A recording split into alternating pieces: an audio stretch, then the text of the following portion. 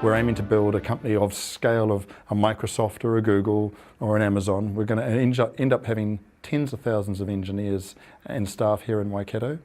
Kiwi entrepreneur Matthew Simmons isn't just talking the talk. He and his co-founder Alex St John may be brewing a truly transformative piece of technology in Cambridge.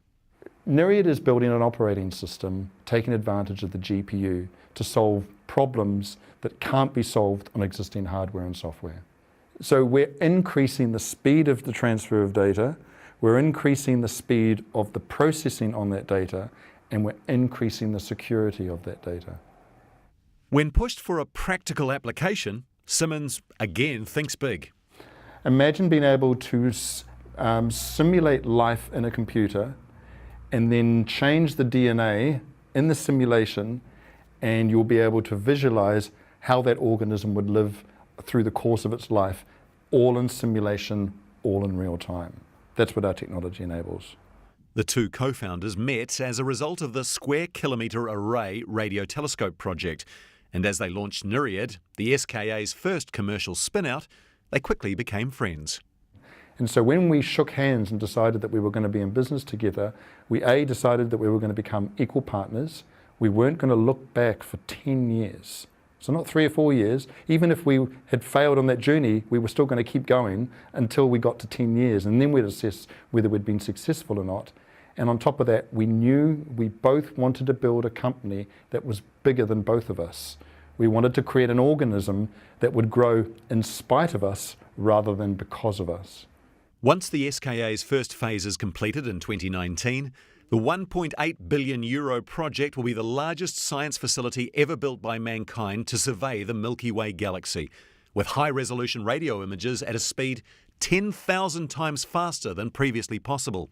However, Simmons says in just a few years, the project's 200,000 antennae stretched across Western Australia and South Africa will be soaking up more data than the entire world's internet traffic.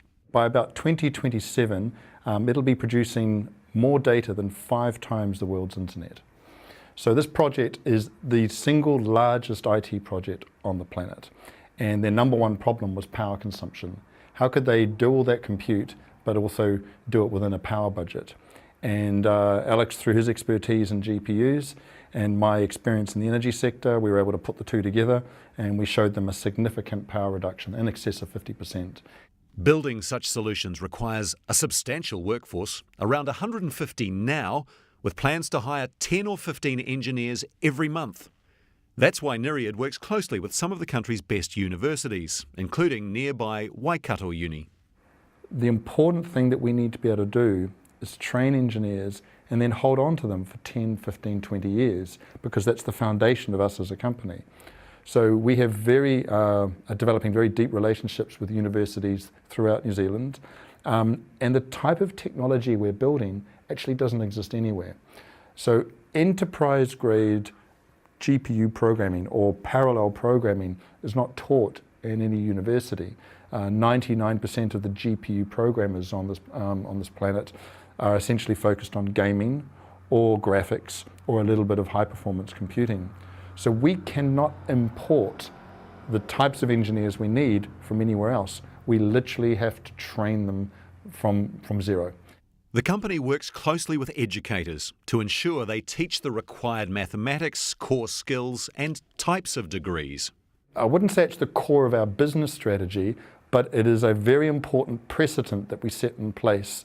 And, you know, it's not just about one university. So we have relationships, evolving relationships, not only with all of the universities here in New Zealand, but Australia, Japan, Vietnam, Taiwan, and other countries as well. So, you know, to grow to the scale that we need, we're going to need a broad spectrum of people and thinking processes. So we're not just going to get them from one university. And on top of that, we're going to be, how to put it, significant technical gravity for this part of the world. Presently, Nyriad, at just half a decade old, has an annual revenue somewhere in the region of $30 million.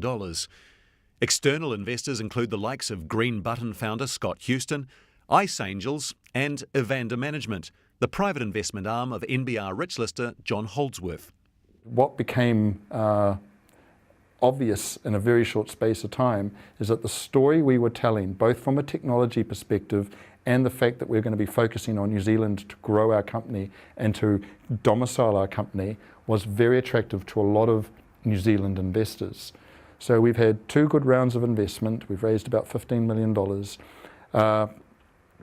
And we've got in excess of 450 Kiwi investors who are not only going, yeah, I'm going to put some money in that company because hopefully I can get some good return on it. A large proportion of them have also gone, you know, I really believe what these guys are doing. If they could create an industry and train our young kids and give them a trajectory of accomplishment on a global scale, hell, I'm going to support these guys. So we've had investors from all the way from the New Zealand government all the way down to people in their 20s and 30s just putting in 5 or 10 grand. So we've definitely hit a nerve, and we really feel that not only we have to be, you know, highly accountable to those investors, but we want to make true on our vision and the desire we have. And the next step for Nyriad, a Series B round of funding over the next 12 to 24 months to scale up. Nyriad's going to be around for a long time. This is going to be a very big company and very important for New Zealand. We're going to be building tools that enable mankind to exceed its potential.